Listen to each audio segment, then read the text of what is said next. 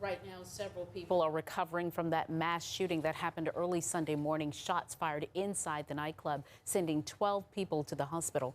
News 2's Mia Monet has been following up on the story today. Mia, what's the latest? Well, what I can tell you, Sylvia, right now is that police are definitely investigating this situation. I've been outside of this building pretty much a good bit of my day, and I've seen investigators coming and going.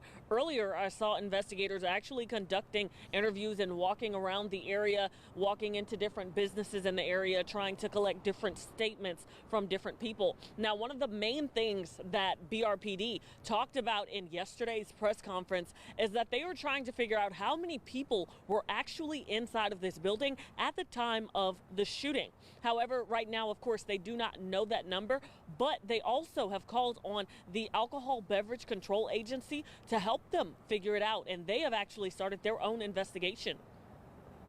They have also clarified that some of the items that they will be looking into will be the security breach that occurred from the private security that was working at the event.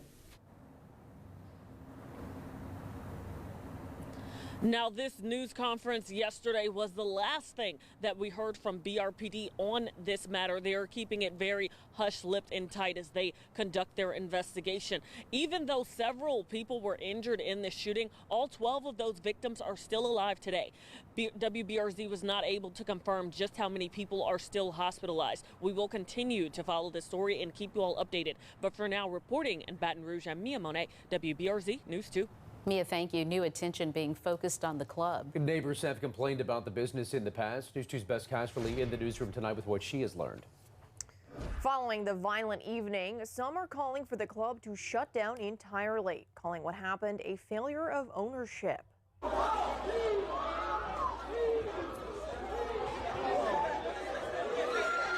This was the scene moments after someone opened fire inside Dior nightclub Sunday morning.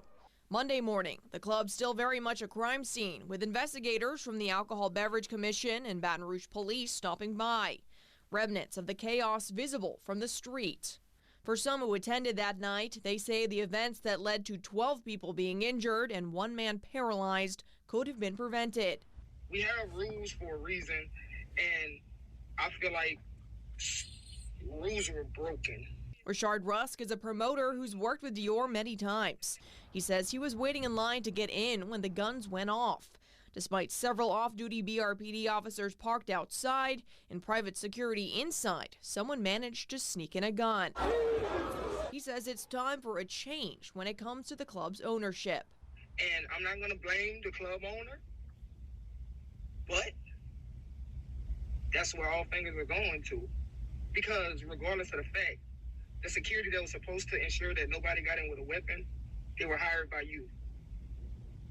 So, I mean, all accountability comes back to the owners. On Instagram Sunday evening, Dior posted this message. We're deeply sorry for what took place early this morning. We did everything to provide a safe space for our patrons. We took necessary precautions with staffing numerous police officers and security detail. However, Rusk, who goes by Calliope, says those necessary precautions clearly weren't enough. That's what they were paid for. They were paid to pat down. They were paid to make sure no weapons were allowed inside the venue. And once again, a weapon was allowed inside the venue. We've learned the venue has changed ownership multiple times. In the past, neighboring businesses complained about capacity violations. However, according to the Baton Rouge Fire Department, logs dating back to 2020, there have been no violations. Baton Rouge police say they are investigating the security breach with the help of the ABC and that the owners are cooperating fully. In the newsroom, Bess Casserly, WBRZ News 2.